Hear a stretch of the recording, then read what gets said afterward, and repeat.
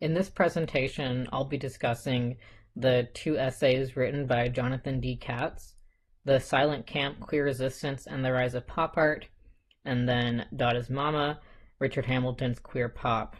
Both of these essays discuss art from the 50s that worked towards disrupting the binaries, using camp, and using audience as subject, which led to the success of pop art in the 60s.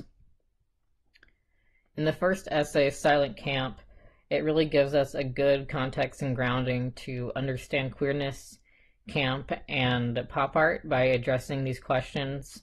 What is camp? Why is it important in America during this time? And how did camp-based art from the 50s lead to pop art? So camp is a defense mechanism and an active disruption of authoritarian powers in place.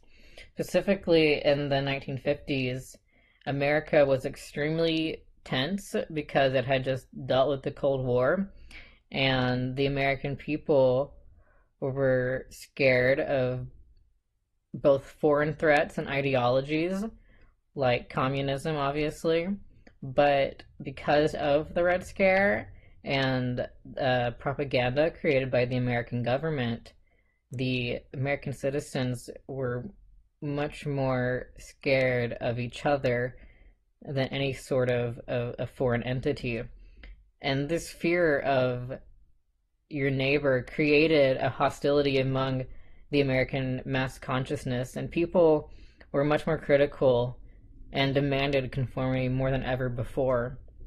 And while simultaneously technology and mass media were rapidly increasing, so this combination of mass media and intense fear within the home created a demand for assimilation between American citizens. And this culture created a sense that a person had to give up their own identity to be a successful American. And because people truly are deep down individuals, camp was born.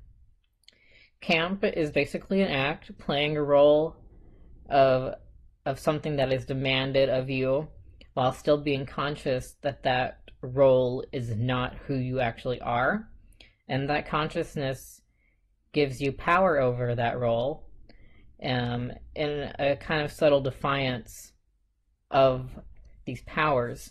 And because of the consciousness over the role you're playing, a person can turn that role into whatever they want in a kind of safe bubble because it's not who they really are. It's a cleverly designed juxtaposition as daily life for Americans became a thematicized drama. And the spheres between private and public space became both more blurred and more binary, which allowed camp to kind of thrive within both of these spaces. Now, camp is inherently queer. When you think of the word camp, I think most people immediately think of, homosexual or just gay people in general. And Katz discusses the origins of camp come from homosexual men and queer people that were forced to play a role to exist peacefully in a heteronormative society. During this time, being gay was a punishable crime, and being outed as a queer person could completely destroy your life forever. And that's the case that you don't go to jail.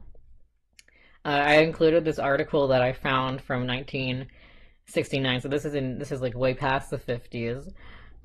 This article is from a Christian magazine that was giving the warning signs of homosexuality and what to look out for and how to avoid it. It's also up until the mid-70s, homosexuality was seen as a mental disorder, and a viable cure for that was shock therapy. So there was a lot of reasons why queer people used camp to protect themselves. And this leads us to homosexual artists from this essay like Robert Rauschenberg, who who used camp in both his daily life and as art in what Katz called silent resistance. The act of camp in the demand of conformity became a carefully built form of expression. In a sense, this was a form of reclaiming the identity people were forced to live within. This resistance was for all people, but it was definitely perfected and essential for marginalized groups of people who would definitely be put in danger if they didn't play a role that they weren't. This craft of silent camp became its own form of communication. Messages and activism didn't need to be explicit for them to exist. Camp created a much more effective way of disrupting power while staying out of the public eye, while more, explicit forms of disruption, like protesting, could easily be dismissed because of their negative radical behavior and their technical allowance given by authority. Camp was much more quiet and safe, but it still avoided using the powers that authority was giving to it. And for this reason, many homosexual artists who were already breaking societal norms chose to never come out publicly. And these artists that were making, very radical, very, very strange art still chose to stay quiet about their sexuality, because through their crafted silence, they were actually able to more effectively communicate their queerness, as they would have actually been silenced if they were upfront about it. If they were open about their homosexuality, their credit as an artist and as a human within the 1950s society would have been gone, and then they would have actually been silenced, a silence that would have been out of their control. Now, with all that in mind, we can examine some of the art discussed by Katz in his essay and how they involve camp and lead to pop art. Rauschenberg's white painting and his erased de Kooning are both examples of him creating disruptive messages through silence, or in this case, lack of imagery. These two works are very depersonalized from the artist, just as in pop art, but instead of using popular images as a way to bridge with the audience, Rauschenberg uses blankness. White painting and erased de Kooning encourage the audience to consider their own speculation of the art and their role as a viewer.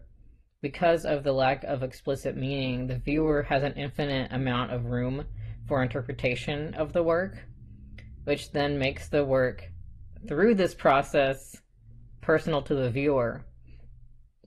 The work creates, as Katz described, ironic negation, which means that they are creating a negative relationship between what the work is and what the work says.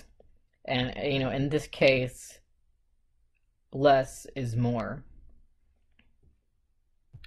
Another example Katz uses is the work 4 minutes and 33 seconds by the experimental composer John Cage from 1952.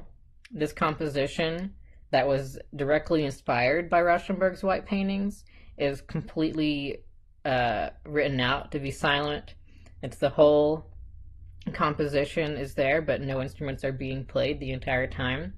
So when recorded, this silence isn't the work, but the work is actually the sounds of the audience as they shuffle or whisper or simply sit quietly as they try to interpret what they are viewing. And just like Rauschenberg's work, 4 minutes and 33 seconds makes the audience the main focus of the work. It's the subject of the work. They are the ones creating the composition, and therefore they have control over its meaning. And again, because of this control, the work becomes a personal extension of each individual viewer. These works and many other abstract expressionist pieces actively fought the established authoritarian hierarchy of modern art that was so focused on making the artist a godlike figure completely separate from the audience. And as a godlike figure, those modern artists, also their work was very separate from the audience, which was the complete opposite of what these postmodernist, abstract expressionist people were trying to create. The intentional emptiness of the works discussed makes the viewer consider the construction of meaning and the conditions of that meaning, while the work has no stance or opposition to this ideology. Rauschenberg, Cage, and other artists using ironic negation led the way for pop artists like Warhol and Rosenquist, who also created a personal bridge between audience and art. Now, negation is fluid and it changes with the environment or the audience. So pop art of the 1960s used images that were so commercial and commonplace and theoretically neutral that they could be compared to a blank canvas, something completely depersonalized from the artist and yet already known by the viewer. These reproduced commercial images, due to their placement and audience, did achieve the same ironic negation effect that encouraged the audience to admire or to examine their own process of viewing. And I also believe that pop art used much more camp than the previous abstract expressionist works because of its unapologetic assimilation into capitalist values. There is no question that pop art was directly appropriating from the culture of American assimilation to disrupt it in a subversive way. And that also pop art further pushes the discussion of queer identity with its deconstruction of gender binaries that were so present within all of these commercial images. And that brings us to the next essay by Katz, which is focused on the disruption of binaries, specifically gender binary, through the work of English pop artist Richard Hamilton. Hamilton and the fellow creators in the independent group were making work with similar intentions of the artists previously discussed to oppose the authoritarian hierarchy of modernism.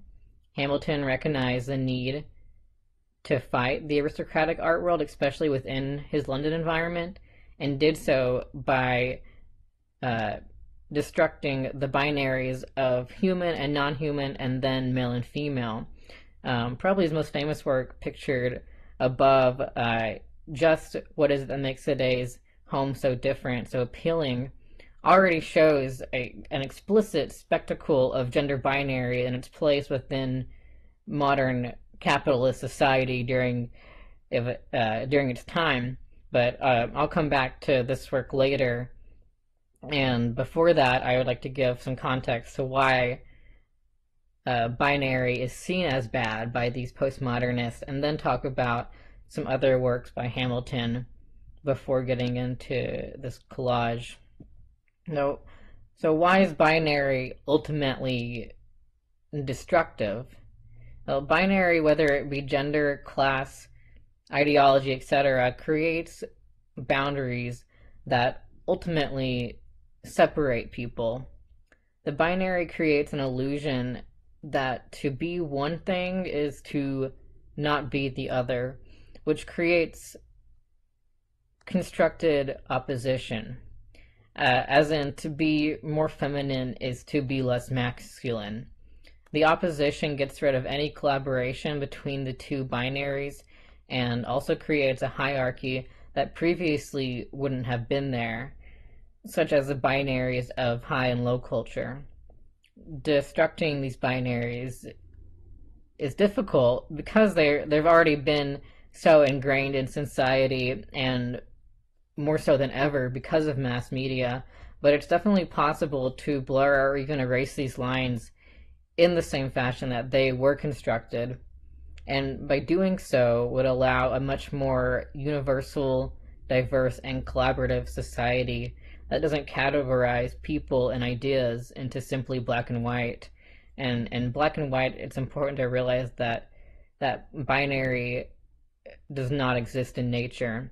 It is completely man-made, and because of that, these artists recognize that it can, just in the same, be unmade, and that is pretty much their goal. Now, a large part of how Hamilton constructed his work and his thoughts around manipulating binaries was based on the process of vision, more specifically the work of psychologist Edgar Rubin. Rubin published experiments that claimed vision is only a part of a much broader cognitive process called seeing. The actual act of light reflection into the eyes was a very small part of the act of viewing. And with this in mind, the real is not something that physically existed in front of the viewer. The real belonged inside the mind. The real was not a physical thing, but it was constructed in multiple spaces in a complex process.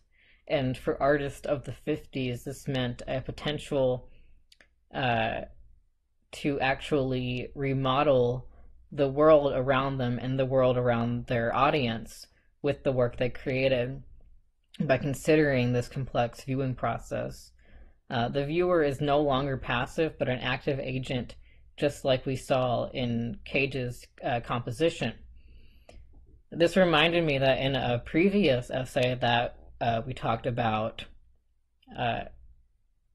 Lichtenstein was also becoming very interested in American psychologists that were working on the process of vision and visual illusions. And I just thought it was really interesting that at the same time, both Lichtenstein and Hamilton, which were, in two separate countries and probably had no idea that the one existed, began to consider the process of viewing in order to create subversive work that engaged the audience in ways that previous modernism was unable to.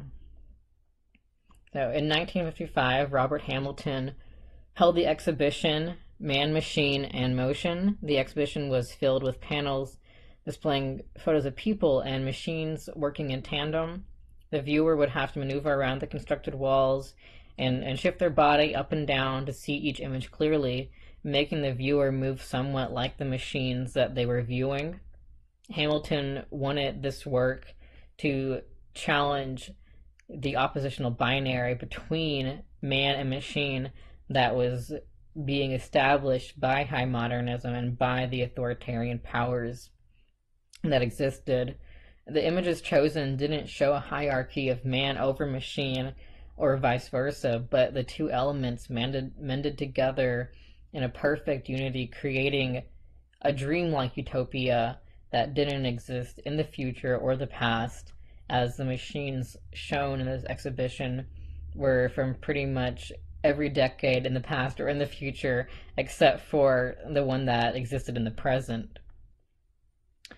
Katz then uses the term cyborg often when describing this work, and the next work I'm talking about is the cyborg is a complete erasure of the binary, including male and female, and obviously machine.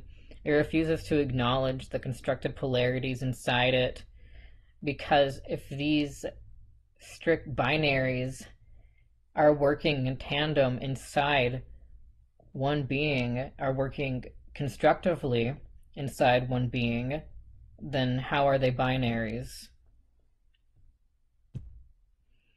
This exhibition leads me to Hamilton's oil paintings based on car advertisements that were fused together with the female form to achieve a kind of abstract erotica Katz uses both these paintings as examples of the cyborg mentioned before, but these works, because of their base as advertisements and their use of the female form, especially like erotic female form, become much less detached from our reality than the previous images, yet visually are much more dreamlike.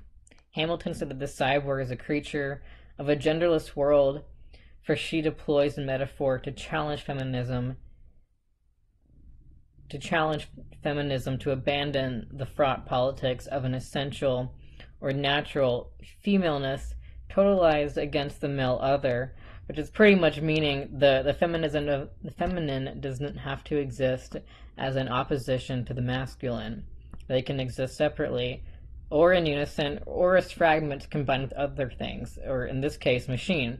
These paintings gave intimacy and flesh to these previously cold objects. And in these paintings and in Hamilton's previous exhibitions, curious to me how the overlap of machine and human only tends to make the machines more anthropomorphic and alive and fleshy, instead of the humans becoming more like machine. And all of this goes back to erasing the binaries present in our society that ultimately create a strict hierarchy of identities that, in actuality, shown in these works, are very fluid. Katz further discusses how gender binary and the rise of capitalism go hand in hand. Under capitalism, individualism is replaced by labels and aesthetics and products to be bought. Masculinity, which was once a simple biological factor, was now determined by the objects a person owned or the aesthetics they put themselves into. Naturalness was now under the control of authoritarian administration that is capitalist and therefore only cares about profit. So obviously they're going to make people believe they have to buy certain things or be submissive to be an identity that inherently they already are. And this turned masculinity into a competitive field that perpetrated the need for perfect assimilation. So to be male in the 1950s and pretty much still now was to be both submissive to the powers above you and defensive of your own place above others. The feminine identity was also heavily distorted under capitalism, obviously, but sadly the feminine projection and identity has always been very strictly confined and molded by the authoritarian male, which, again highlights the destructiveness of binaries. Rauschenberg's work primarily focuses on the male binary, as that's his perspective, and in this work, Adonis and Y-Fronts, it highlights the strange and unnatural construction of the male identity during the 1950s and 60s that focused on things that were much more man-made and consumerist than actual natural biology. Now, in 1956, Hamilton, with a varied group of London-based creators called the Independent Group, created an exhibition that presented the postmodernist idea of mixing popular media and fine art, or simply the binaries of high and low culture that we see later on in pop art. And this exhibit was one of the first actual cases of pop art, and through presentation and though presented in London, it was still very American, as America was and still is the main exporter of entertainment, mass media, and images. This Is Tomorrow presented a cultural blending of media forms, film, advertisements, high art, and art forms like painting, sculpture, and architecture. The work shown disrupted the binaries of scale, culture, medium, and most definitely gender. Even the promotional posters specifically the one shown, has the destruction and randomization of the male and female symbol, clearly showing the artist's intentions of making the viewer consider the binaries around them, and in the same fashion of how they were constructed, these binaries could also be destroyed. So now I come back to Hamilton's two works in the catalog for the exhibition This Is Tomorrow. What is it that makes today's home so different, so appealing? Is working with the concept of ironic negation, similar to the American pop art that comes in the 60s. This collage presents the viewer with images that are very indicative of mass media capitalist society, presenting binaries of male and female and public-private. It places these images within the living room, a setting that was popularized after World War II, and the living room is a stage to show off middle-class commodities. And while going back to camp, it is the most performative place within the household, mixing the private home and the public spectacle. While these are all appropriated images, the context of their placement together in the title allows the viewer to understand this is actually a deconstruction of the culture it's portraying, and therefore being a little bit critical of it as well. Beside that collage, in the same catalog, is Hamilton's untitled work that is very similar to the optical illusions used in the early vision experiments that Hamilton was so interested in. It, like the collage, is also a visual of binaries, but one as simple as black and white, being able to overlap and push against their constructed polarities as the shapes simultaneously penetrate each other, and this simultaneous penetration keeps it away from any gender binary. And the viewer can decide to focus on the black shape or the white shape, or the shape as a whole, in which that was Hamilton's intention. Because similar to Rauschenberg's white painting, the absence of explicitity in this work allowed the audience to spend more time transcribing it and creating a personal identity with it, and one that ultimately lived outside of the binaries that Hamilton placed within the work.